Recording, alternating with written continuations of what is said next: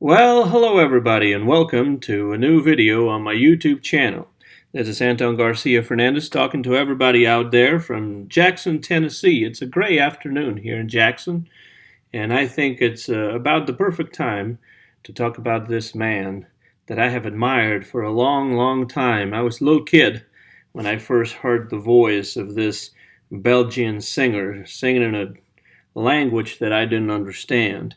But somehow telling me something that I could understand, something that went beyond words, something that I could somehow grasp, even though French was not my native language, even though I didn't understand a single word of French, other than merci, maybe.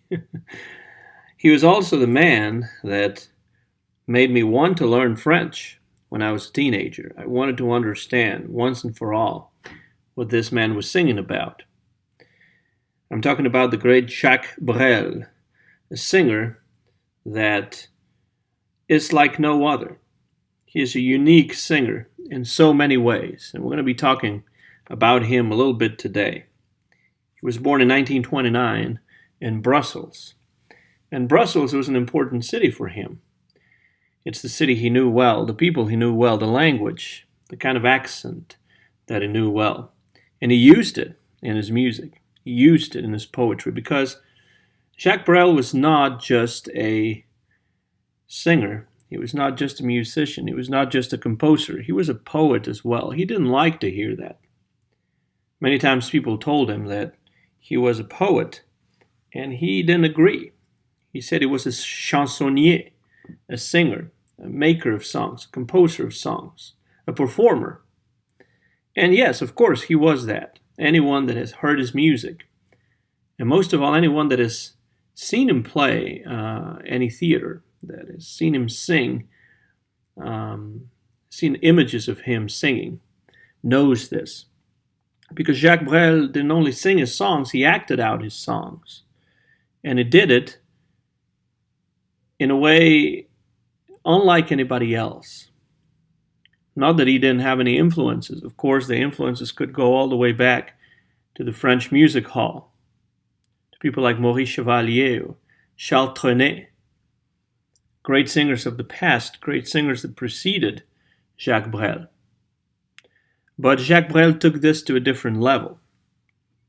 He is a composer like no other, and he is a performer like no other. Unfortunately, he recorded quite a bit over the years, starting in the 1950s and ending a few months before his death in 1978.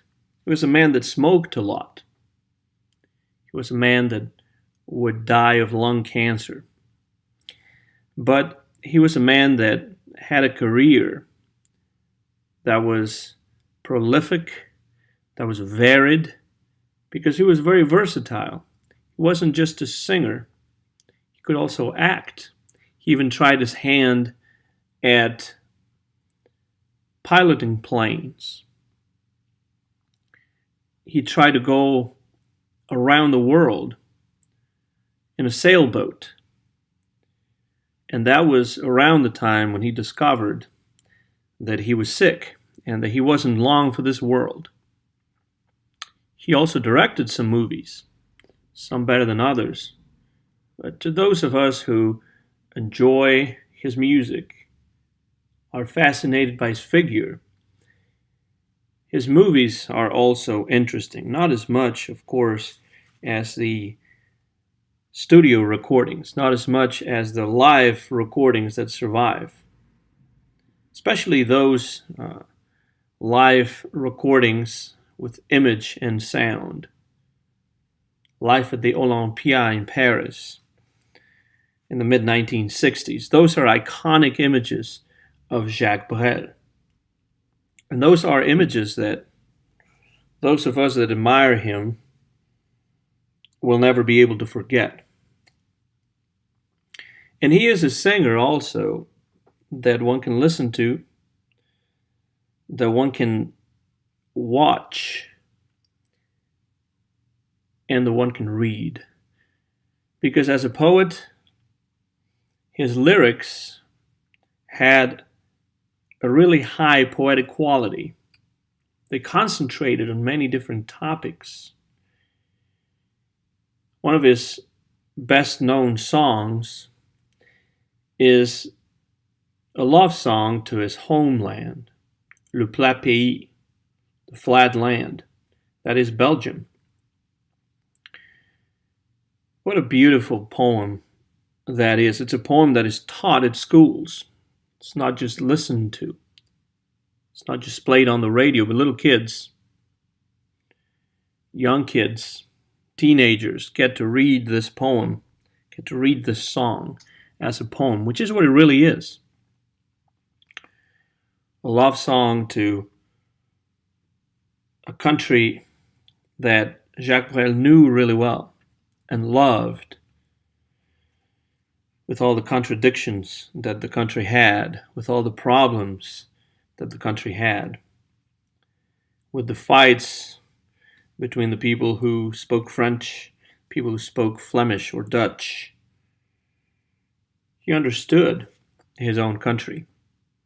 And some of the criticisms of his own country sometimes got him in trouble. Not, however, when he wrote the song Le Plat Pays, in which he talks about the beauty of his country. And it shows really, really well that Jacques Brel was an observer. Most of all, Jacques Brel was an observer of the life and the reality around him. He was an observer also of the character types that lived around him. He was highly critical of the bourgeoisie, for example. Lots of his songs deal with that. He, who was a bourgeois himself, he was a son of a bourgeois family, had a cardboard company in Brussels. He claimed he didn't know that he was a bourgeois until he was about 16 or 17 years old. In some of his interviews, he mentions the fact that he didn't know before then that he was a bourgeois. It became clear to him after his teens, but not before. And he was extremely honest in his criticism of the bourgeoisie. He wasn't opposed in his case. He knew what he was talking about. And he was piercing. He was very observant. And he was able to capture that in the lyrics of songs like Les Bourgeois, for example, or Les Flamandes, which is the one that got him in the most trouble because he was criticizing the Flemish elite. He always had a problem with the elites in his own country and everywhere else, but particularly in his own country. The most famous song, possibly, that Jacques Brel ever wrote came in 1959, a few years after he began recording. It's proof of what a great songwriter he had become, how he had honed his craft, how he had been able to develop as a songwriter and a poet. The song is called Ne me quitte pas, 1959. Well known in English as If You Go Away. Frank Sinatra, for example, recorded it, I believe, in the That's Life album. But nobody can match Jacques Brel when it came to singing that song. That was by far his most famous song. But there's more to Jacques Brel than Ne me quitte pas, of course. But what a beautiful song that is. It's a song about having hope in the face of hopelessness. When love is going away, trying to hold on to it. It's a song that could really break your heart if you're having a bad day. Even if you're having a good day.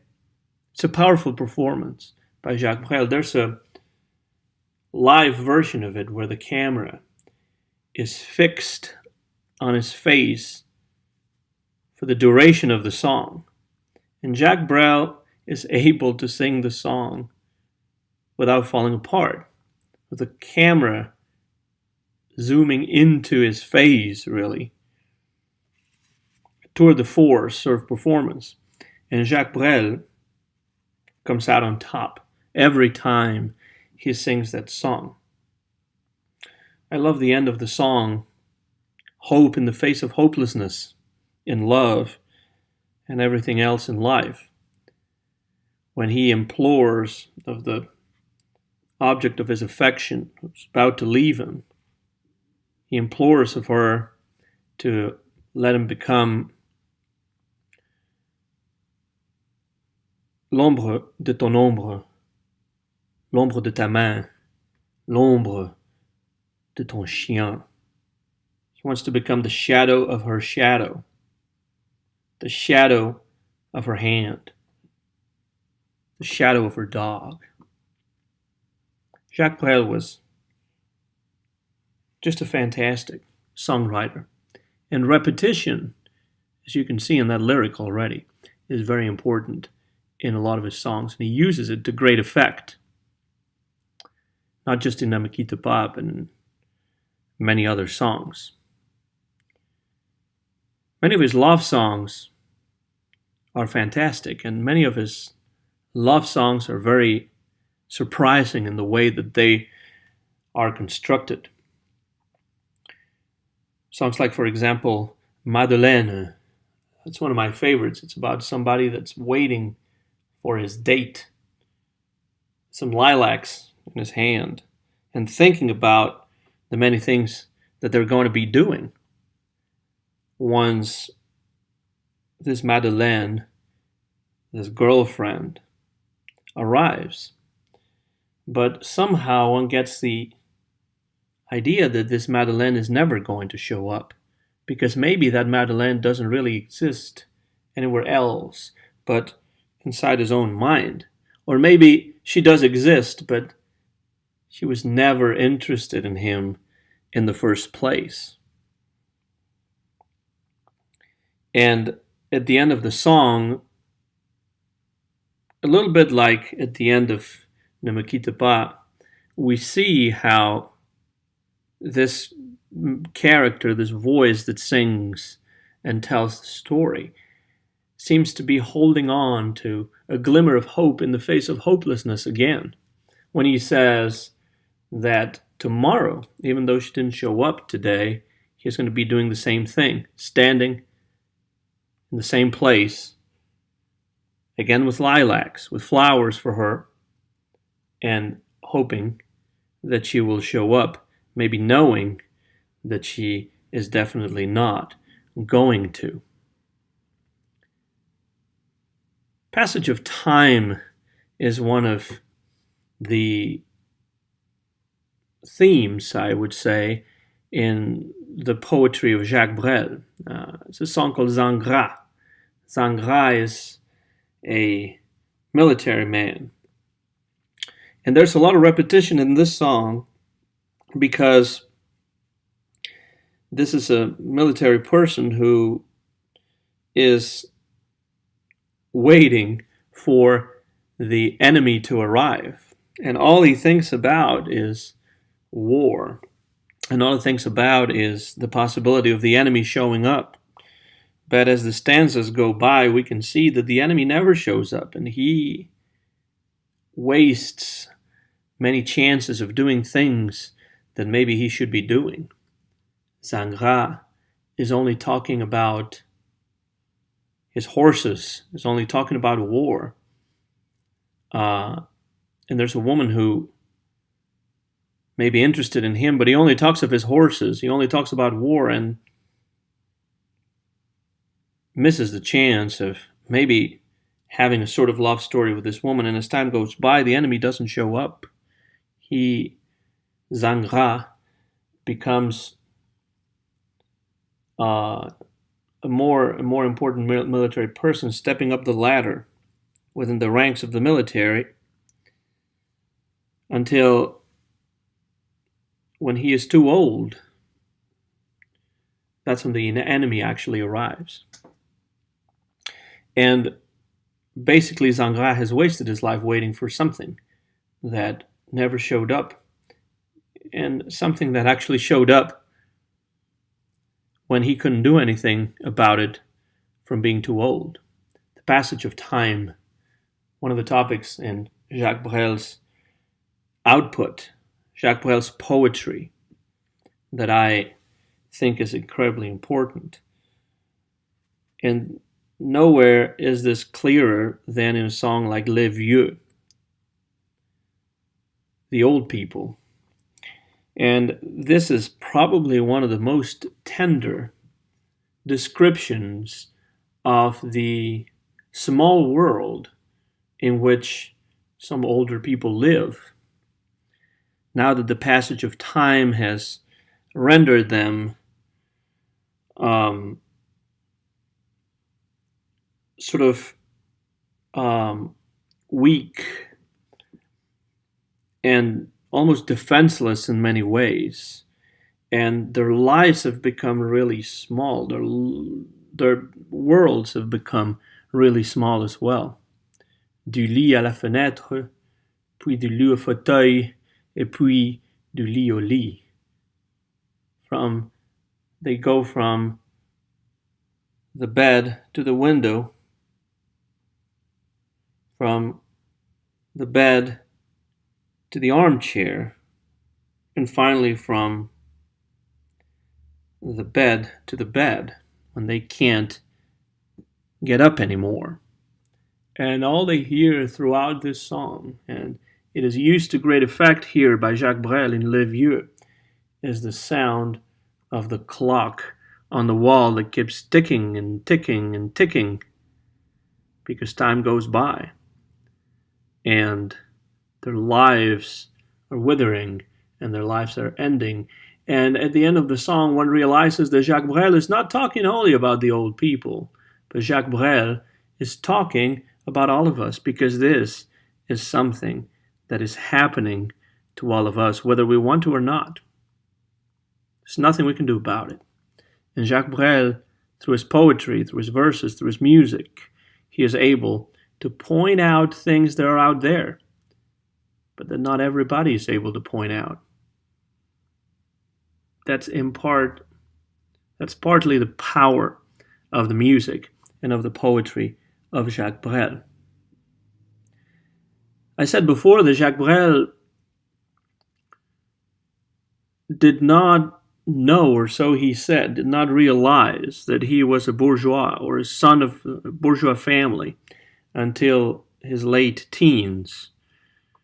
And one must suppose then that his childhood was a happy one, or at least one that was not too full of cares, where he didn't have to worry too much about things.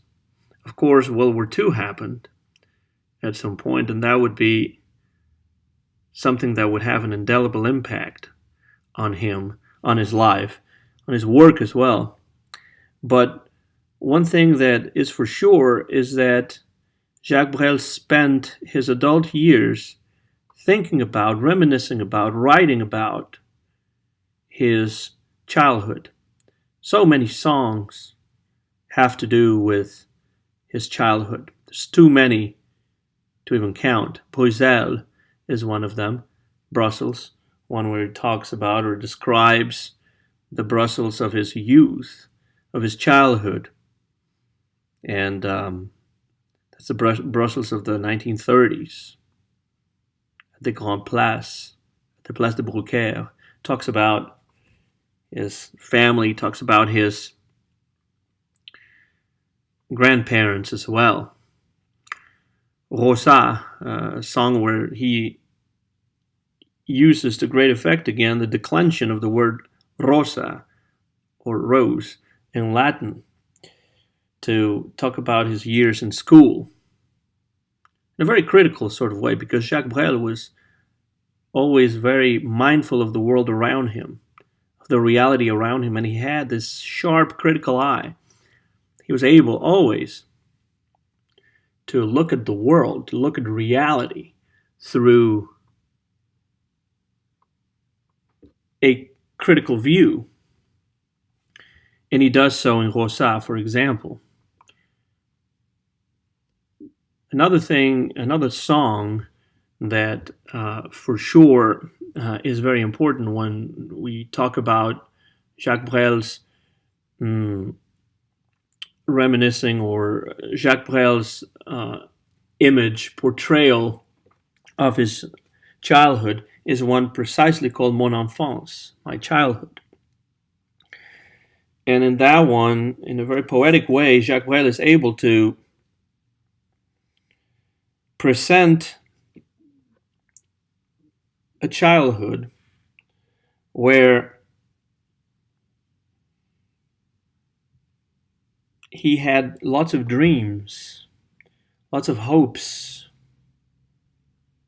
lots of happy moments that somehow were crushed by the war, crushed by the constraints that his family imposed upon what he perceived should be his free will. Of course, what does that mean necessarily? Our liberty, our freedom is what others allow us to do, after all. And that happened to him as a young man, and that happened to him as a kid. He talks about taking or getting on a train that he was never able to take. He talks about how his family, how his uncles, I guess his parents as well, had stolen the Far West from him, the Far West seen from a European perspective in a very idealistic way, as the place of liberty, place of freedom. As I say, in a very idealistic way, of course, because that's not the way the Far West was, but that's the image that Jacques Brel as a kid had of the Far West. He always said in interviews when he was older that he always liked the Indians better, the Native Americans better than the cowboys. And that song, Mon Enfance, which he wrote quite late in his career and recorded quite late in his career, is a song that ends when the war breaks out, that war being World War II. Et la guerre arriva, et nous voilà ce soir. And the war arrived, and here we are tonight. One thing that Brel was able to sing about in a very convincing, persuasive way was the idea of friendship. Friendship was always important to him, as much as love, maybe sometimes more than love. He considered friendship to be the highest expression of love. And therefore, there are songs like Jojo, which he wrote late in his career as well, after his good friend Jojo, one of his closest friends, passed away unexpectedly for him. It wouldn't take Brel a lot longer to actually leave this world himself, but he wrote a really powerful, really emotional song as an homage to his departed friend Jojo. And then also a song called Jeff. Jeff is a song in which Brel is talking to the character that lends his name to the song, Jeff. And he starts out by telling him, no, you're not alone. You've had trouble in your life. You don't have any money right now. You are sort of a bohemian who doesn't even have a place to spend the night, but listen, you're not alone. I'm here with you. And that means a lot. We can think of things to do.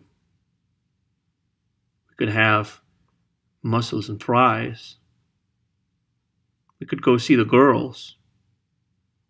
I'm talking about a brothel in this case. There's many things we can do. We can sit on a bench, talk about America, that place where we're going to go when we have money. Let's reminisce about the old days when we looked prettier, more handsome, and when I had money. Those days are gone. Those days are not coming back. They're probably not going to have mussels and fries, moules et frites. Probably not. They're definitely not going to go to America. But the voice that's singing the song, the voice of Brel, tells Jeff that at least they have each other. And that really is a powerful statement in the song. And it's something that Jacques Brel believed in. Maybe a little naively, why not? But it's something he believed in, it's something he was very good at writing about. Jeff is the name of the tune. And it's definitely one of my favorite tunes written by Jacques Brel. Incredibly powerful song.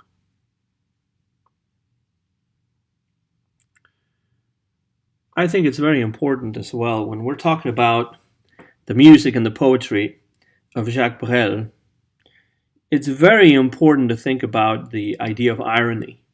There's a lot of irony in what Jacques Brel says, because one should never take the lyrics of Jacques Brel at face value. It's a big mistake to take his lyrics at face value, because irony is always there, sometimes in a very obvious way. Les Bourgeois, for example. It's talking about the bourgeois being like pigs.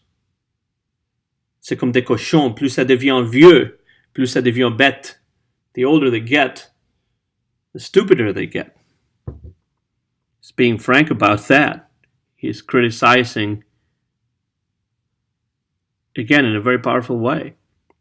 He's using irony in that song as well, because at first, the voice that's criticizing the bourgeois is looking at them coming out of the hotel and criticizing them, saying that they're like pigs and all that. That's 2 stanzas of the song, but the final stanza, you realize, and the music becomes slower, more morose. And you realize that that same person, that same voice that was criticizing the bourgeois in the previous 2 stanzas, in the past when they were 20, when they were younger, now they're older. And they are themselves the bourgeois, who are insulted and criticized by younger guys that see them coming out of the hotel. Now it's them coming out of the hotel in this vicious circle that Jacques Brel always liked to explore. That's an idea of the vicious circle that Jacques Brel always tried to explore. But think about the irony of a lyric like that. When we are criticizing the bourgeoisie and we use a voice, a young voice that criticizes the bourgeoisie, and then time goes by and this young voice is older and becomes the bourgeois himself. There's a whole book, I can't remember who wrote it right now. I could probably look it up, but I'm just improvising what I'm saying here. I have just a few notes. There's a whole book in French called Brel et l'ironie, Brel and irony. If you know French, if you can read French, by all means try to find that book. I've read it and it's absolutely fantastic. It points out the amount of irony, sometimes incredibly subtle, that Jacques Brel used in so many of his songs. Les Bourgeois is one of them. Les Flamandes, there's another one, very clearly as well. Brel's criticism is always ridden with irony. In any song, pretty much. Let's think about Les Bonbons, for example. Candy. Song about candy. It's not really a song about candy. It's a song about somebody who is not able to adjust to reality, whose dreams and expectations about reality clash with reality itself. Why? Well, because he's going out with the wrong person. He has a date with somebody that's not interested in him at all. And he's brought candy for her. And they go out for a walk in the park, sur la grande place. And there's Mozart music coming out of the bandstand. And all of a sudden, we realize that there's a woman that is going out for a walk with, wants to go to the park because over there's another man that she wants to meet. Not the voice that's singing the song, but some other person by the name of Léon. And he realizes that, and he decides to allow her to leave him for this other person.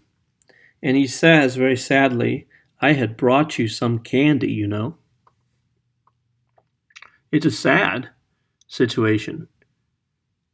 But Brel is able to use the irony, this ironic force, not only to make us pity this person who is going out with the wrong person, who's going out with somebody who's not interested in him, but he's able to use this irony to make us think about how it is important that our expectations about reality actually fit as much as possible the reality out there. Sometimes Brel can be idealistic, but by means of irony, he destroys all idealism. It's interesting that he was so interested in Don Quixote, in the great novel and the great character by Cervantes. And I can't help but wonder if Jacques Brel was not attracted by the idealism as much as he was attracted by the irony that Cervantes uses in his novel, that sometimes is not talked about as much as the idealism, the windmills and all that. I think Jacques Brel was able to see beyond that, and Cervantes' use of irony was very clear to him, was very important to him. Because he uses irony in so many of his songs. Ces gens-là, those people. That's another harsh criticism of the bourgeoisie. It's a conversation between the man who's singing the song and some interlocutor who is listening to him, and well, he is telling this person about the difficulties that he has dealing with ces gens-là, with those people, with the bourgeois who don't really accept him, even though he's in love with a woman from that family. And he describes the different people in the family. And these descriptions are written with irony. They're full of irony, piercing irony in some cases. The sons in the family that don't do absolutely anything and expect that things are going to go their way without working for it. And then, of course, the woman that he's in love with, Frida, who is beautiful like the sun and who loves him exactly the same way that he loves her. Or so he says, because the irony comes in later, just a few lines down in the song, when he says that sometimes they talk about the possibility of going away, running away, and living in a house full of windows, with almost no walls. But he realizes that that's not a possibility, really, because, enfin, ils veulent pas. Those people don't want that to happen. They won't allow that to happen. and they think that all he is good for is to kill cats. And he says, well, I've never killed a cat. The irony here, again, is that all these dreams that this person has might be his own dreams. It's not very clear that Frida is really interested in those dreams, at least not seriously. All those dreams clash with reality because the force of reality is stronger than the reality of his dreams.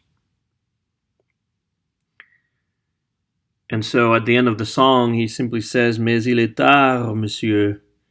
Il faut que je rentre chez moi. But it's late, mister. It's late, sir. It's about time for me to go back to my house. So the reality out there is stronger than his expectations. And he will never be able to make those dreams come true, whether they're shared by the object of his affection or not. It's not very clear, but Jacques Brel never leaves anything clear. Very important to him to give us a brush stroke, to paint a portrait that's not absolutely perfect, that's not absolutely clear, because the listener has to do a little bit of work to fill in the blanks whenever possible, if he or she can. Another topic that Jacques Brel explores in his music and his poetry quite a bit is the idea of death. And he does that from very different perspectives. Sometimes perspectives that are completely opposed. We have a song like Les Moribonds, where we have a man who knows he's going to die, who's about to die, and he talks to the different people in the town to tell them his final words, words of advice, words of wisdom. In some cases, to try and tell some truths that he has hidden while he was alive. Talks to the preacher, for example, to tell him that they were never on the same side, but they were looking for the same port.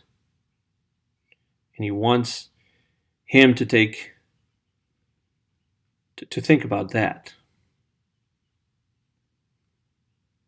And he wants him to take care of his soul now that he's going to depart this earth. The irony here is that he talks to somebody by the name of Antoine, who was the lover of his wife, which apparently he knew, never said anything until now. And at this time, finally, when he's about to die, he talks about how he didn't like this man, Antoine, at all. And how he hates the fact that he's going to be dead while Antoine is well alive. Tu es bien vivant. But at the end, in a final twist, he says, well, Antoine, since you were her lover, I hope you take good care of my wife. So he accepts the reality for what it is. And irony is used again, but also humor. There's a lot of humor in Jacques Brel's songs as well. Brel was a master at humor, sometimes black humor, dark humor, sometimes just ironic humor, but humor in most cases. There's Le Tango Funèbre, the funereal tango, where somebody who is dead and in a pine box, in a coffin, is able to see his own funeral and talks about the many people that show up only to feel good about themselves, not because they liked him or loved him or were interested in him at all, but simply because they were expected to. Some people who didn't even know him, people who just want to take his things that he can't take with him to the other world or wherever he goes. Not a very religious person, Jacques Brel, even though he began as a Catholic person in his youth, with Catholic groups, one of the many that existed in Belgium, similar to the one that Hergé, the creator of the Tintin books, was several years older than Brel, also belonged to one of those, the Boy Scouts, that sort of thing. He was not, though, Jacques Brel, if he ever had it, which he did when he was younger, he lost his faith throughout his life. And that's pretty clear in the way that he criticizes the church quite a bit in his songs. Another way in which he talks about death comes up in this beautiful song called J'arrive, I'm Coming, in which he basically is talking about the fact that all of us, just like he did in Les Vieux, all of us are due for that ending, for that final stage at some point. We don't know when, we don't know where. The voice says, why me? Why now? Why already? Where am I going to go now? This idea that maybe there's nothing after death, and the anxiety that that creates. It's absolutely a fantastic song. It's one of those songs that really makes you think about what a powerful poet, what a powerful lyricist Jacques Brel was. And you have to think about also the song as a marriage of words and music. And it happens with Brel. It is indeed the marriage of words and music. Perfect sometimes, not so perfect some other times, but who cares? Always works with Brel. He makes it work. He becomes the character that he's singing about. He's an actor in that way. Reminds me on stage a lot of Johnny Ray, the American singer. And I don't think that Johnny Ray was in any way, in any form or fashion, an influence on Jacques Brel. I'm not sure he even knew who Johnny Ray was. But even physically, they remind me a whole lot of each other. On stage, very clearly, very dramatic, but very believable in many ways. Jacques Brel, in that song J'arrive, ends up saying, Mais ai-je jamais rien fait d'autre qu'arriver? But is there anything else that I have ever done other than arriving? Meaning, all our life, throughout our whole life, we spend years and years living and dying at the same time. Jacques Brel was an observer, most of all, because he was a great poet. And all good poets are observers. You cannot write poetry if you don't have a sharp eye to look at the reality around you and to see in that reality something that not everybody is able to see, and he was very good at that. Last few years of his life, after he quit singing live in 1966, after he quit making movies, which he did as an actor and as a director in the 60s, late 60s and early 70s, he decided to sort of retire to the Marquise Islands. And over there, he piloted a plane. He lived with the locals, among the locals, helping people out, carrying the mail, flying people to the hospital if needed. He was a big star in France and throughout the French-speaking world, even in the English-speaking world, because Frank Sinatra, like I said, had recorded If You Go Away, among many other singers. Mort Schumann had written lyrics for his songs in English. Scott Walker had sung some of his songs in English, and Amsterdam, a great song about the harbor of Amsterdam, had been covered by David Bowie, no less. There was a musical. Jacques Brel is alive and well and living in Paris, so he had sung in New York City. He was not extremely well known, but well known enough outside of the French-speaking world. But in France, in Belgium, in Canada, he's a huge star. And he didn't want to live the life of a huge star. He wanted to relax. He wanted to live a quiet life, and he did so. Unfortunately, he was taken away too soon. But before he passed away, he recorded his final album, and he flew to Paris in order to record that album when he was already pretty frail. And he wrote a song in that album that's one of my favorites. It's called Orly. And that's a song that gives you the perfect idea of Jacques Brel as an observer. It's about Orly, the airport in Paris. Huge place. And it starts out by saying, "Sont plus de 2000, je ne vois que deux." There are more than 2,000 people there, but I only see the two of them. And those two people are the people who are parting. Their love affair is over, their life together is over. And the voice that sings the song is observing them. A little voyeuristic, of course, but again, Brel was an observer of reality, he was an observer of life.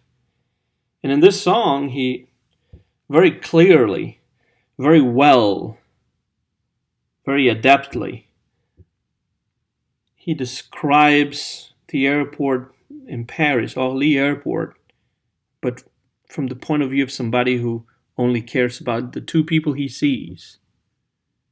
Because airports, after all, are full of people, but that's not what he's trying to talk about here. He's trying to talk about the reactions of two people whose love affair, whose love story is withering and dying, is about to end.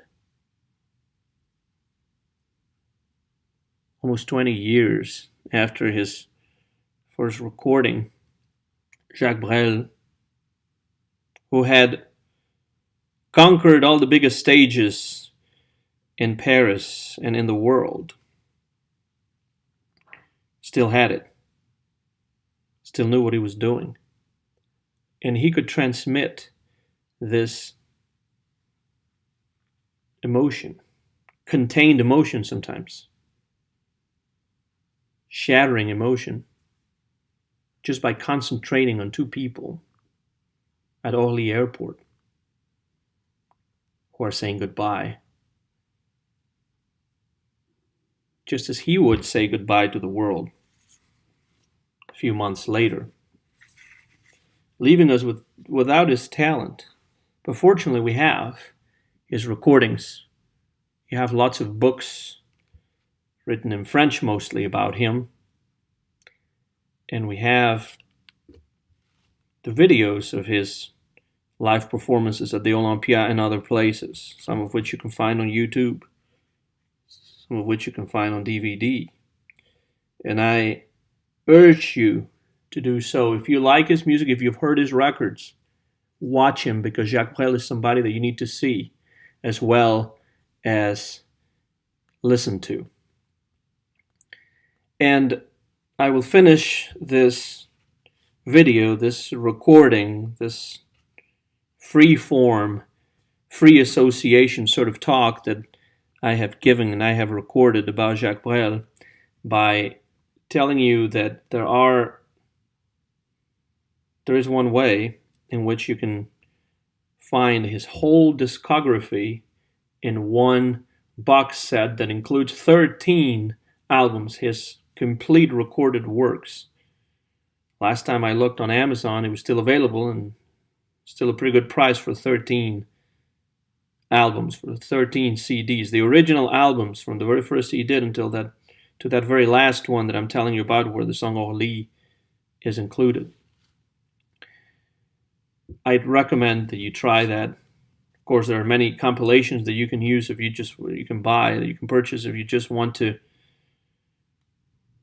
listen to his most famous songs and get a taste for what kind of a singer he was. But if you like his biggest hits, if you like those compilations like Canzone d'Amour, for example, which is the first compilation I ever heard by Jacques Brel. My dad had it, and I listened to it, and I knew I wanted to learn French, and I knew I wanted to know more about Jacques Brel. I was fascinated by his voice, by his music, by his poetry, even before I knew a word of French.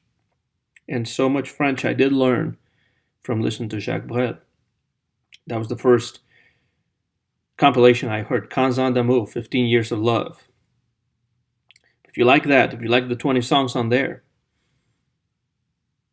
his complete recorded works are well worth a try. Now, if you don't know any French, you may not be able to read any of the many books written about him in French, but there is a book by Alan Clayson in English called Jacques Brel, La Vie Bohème, The Bohemian Life. The title is in French, but the book is in English. And that'll give you an idea of the life and a little bit of the work of Jacques Brel. Alan Clayson's Jacques Brel, La Vie Bohème. That book, written in English, that is a pretty good introduction to the biography, to the life of Jacques Brel. My name is Anton Garcia Fernandez. I recorded this free-form talk in the year 2018 in Jackson, Tennessee, in the United States of America, and mine is the copyright, Anton Garcia Fernandez. Been talking for almost an hour, and it's gone by very quickly for me. I hope it has for you. And if you know Jacques Brel, dust off his records and play him. Go on YouTube, watch some of his videos. And if you don't know Jacques Brel, look him up. It's well worth a try. I'm sure you love his music. And just like me, perhaps you'll find yourself wanting to learn French to try and understand what he's singing about. It's well worth it, believe me. So long, everybody. Long live Jacques Brel.